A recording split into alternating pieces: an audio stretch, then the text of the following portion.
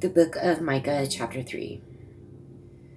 And I said, Hear, I pray you, O heads of Jacob, and ye princes of the house of Israel, is it not for you to know judgment? Who hate the good and love the evil, who pluck off their skin from off them, and their flesh from off their bones, who also eat the flesh of my people, and flay their skin from off them, and they break their bones and chop them in pieces, as for the pot and as flesh within the cauldron. Then shall they cry unto the Lord, but he will not hear them. He will even hide his face from them at that time, as they have behaved themselves ill in their doings. Thus saith the Lord concerning the prophets that make my people err. So let's hear this. These are to the lying prophets that bite with their teeth and cry, Peace! And he that putteth not into their mouths, they even prepare war against him.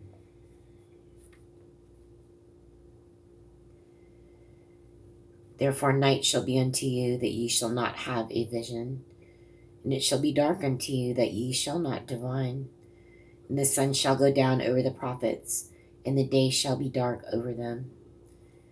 Then shall the seers be ashamed, and the diviners confounded, yea, they shall all cover their lips, for there is no answer of God.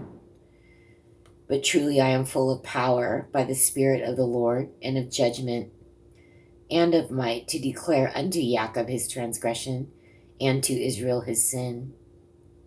Hear this, I pray you, ye heads of the house of Jacob, and princes of the house of Israel, that abhor judgment and pervert all equity.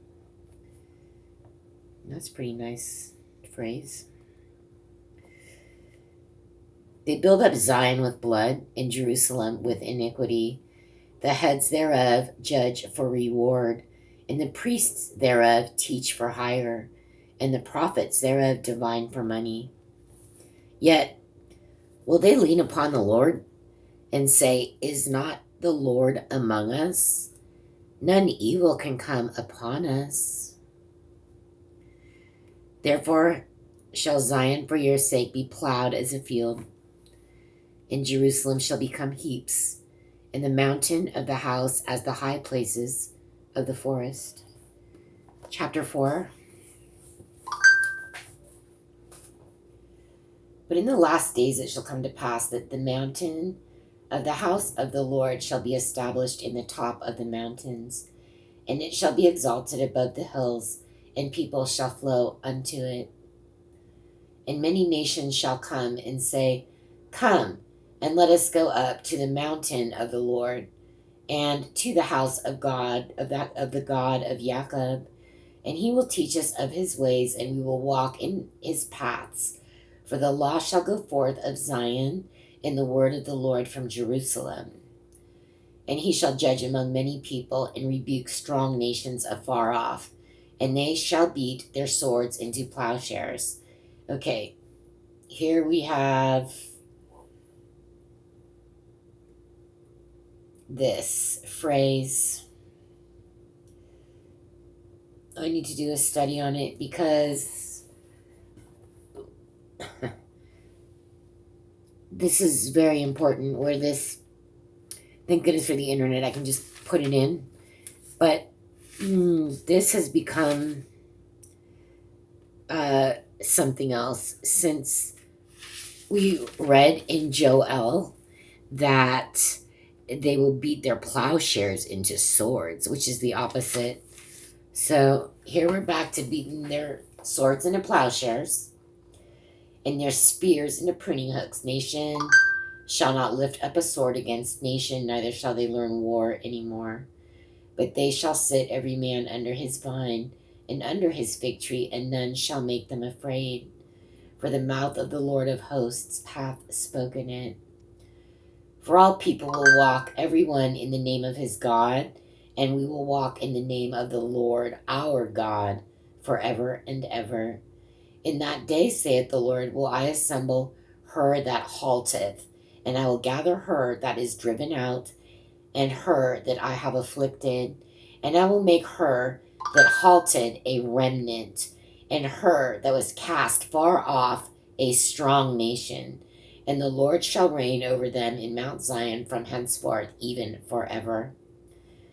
And thou, O tower of the flock, the stronghold of the daughter of Zion, unto thee shall it come, even the first dominion. The kingdom shall come to the daughter of Jerusalem. Now why dost thou cry out aloud? Is there no king in thee? Is thy counselor perished? For pangs have taken thee as a woman in travail. Be in pain and labor to bring forth, O daughter of Zion, like a woman in travail. For now shalt thou go forth out of the city, and thou shalt dwell in the field, and thou shalt go even to Babylon. There shalt thou be delivered. There the Lord shall redeem thee from the hand of thine enemies. And remember when we were reading before the part, was it Ezekiel? Was it Jeremiah?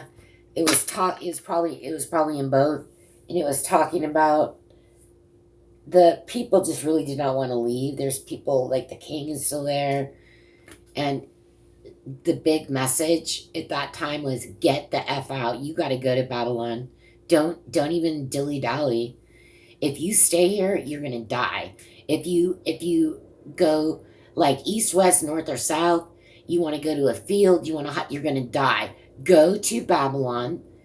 This is my order, and I will save you once, And what does that mean anyway? Because, well, it means what it means, and probably the ones that obeyed, who were not killed before they got there, well, once they got there, they probably were fed and had shelter.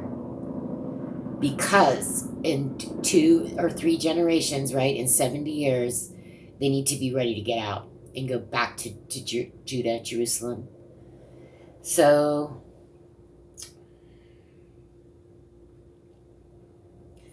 this is repeated here. It's saying you're gonna be in pain. It says be in pain and labor to bring forth, O daughter of Zion, like a woman in travail. For now shalt thou go forth out of the city, and thou shalt dwell in the field, and thou shalt go even to Babylon. There shalt thou be delivered.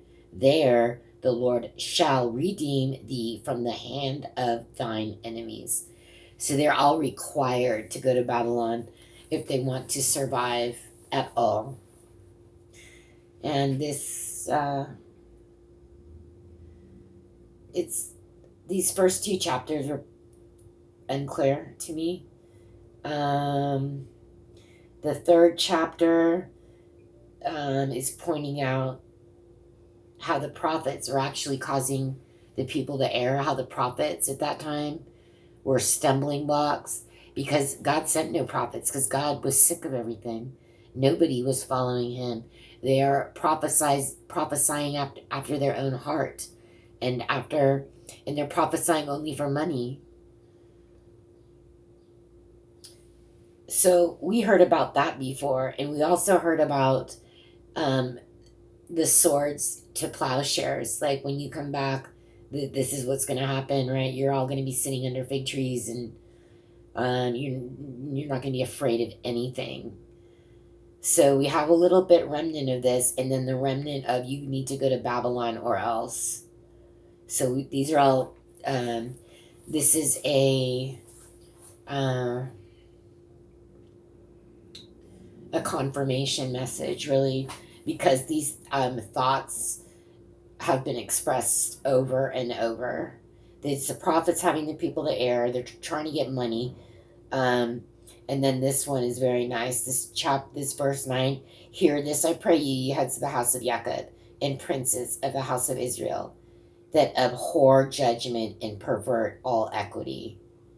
So they hate anything the Lord has to say, and they pervert anything in their favor.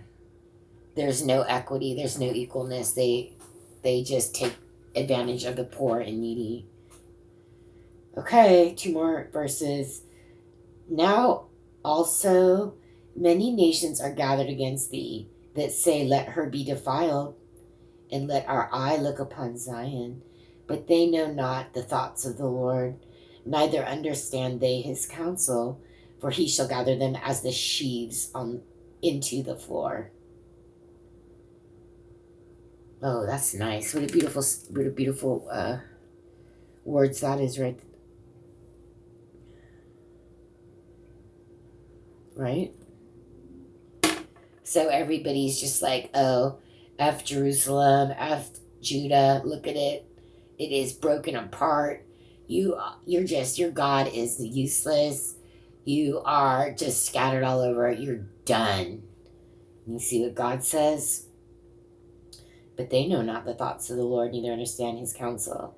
For he shall gather them as the sheaves into the floor. Wow. What does that even mean? Are they like leaves? Sheaves? I gotta look that one up. But it sounds really beautiful, doesn't it? He's going to gather his remnant, right? And this is what we've been told over and over, is that, okay, this is the second captivity, right? The one that goes into Babylon. And it's the same reason right here expressed as everybody abhors judgment and perverts all equity. This is the way it's expressed in MICAH. And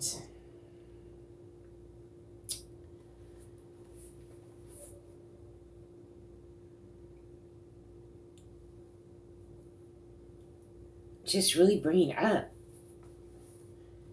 the case of the second captivity into Babylon and the cause of it. So, arise and thresh, O daughter of Zion, for I will make thine horn iron, and I will make thy hosts brass, and thou shalt beat in pieces many people, and I will consecrate their gain unto the Lord, and their substance unto the Lord of the whole earth. So those last 2 chapters, 3 and 4, were a little bit more clear. What's going on in this book of Micah? There's only 3 more chapters left, so we don't have that much time to understand that. But the first 2, I need more studying on that. But these last 2 chapters, 3 and 4, exactly what, like Jeremiah, maybe Nehemiah, with all the prophets that talked about Babylon captivity. This is also what he is doing, Micah. Clearly now. It's very clear.